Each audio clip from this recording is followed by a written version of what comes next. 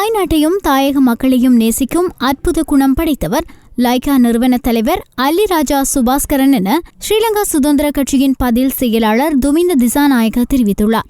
Lyca கிராம வீட்டு திட்டத்திற்கான அடிக்கல் நாட்டும் வைபவம் இன்று நடைபெற்றது. இதில் கலந்து கொண்டு உரையாற்றும் போதே துமிந்த திசாநாயக்க இவ்வாறு தெரிவித்தார். தொடர்ந்து அவர் கருத்து தெரிவிக்கையில்,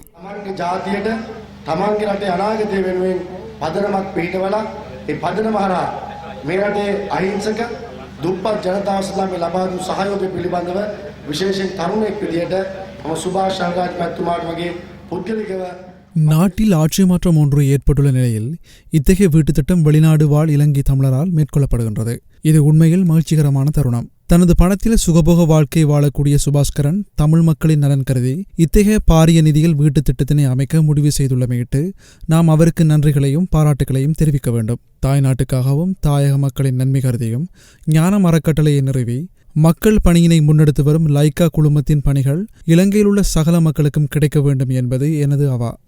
நல்லாட்சி ஏற்பட்டுள்ள நிலையில் சகல மக்களுக்கும் இன்று ஒன்றுபட்டு வாழக்கூடிய நிலை ஏற்பட்டுள்ளது.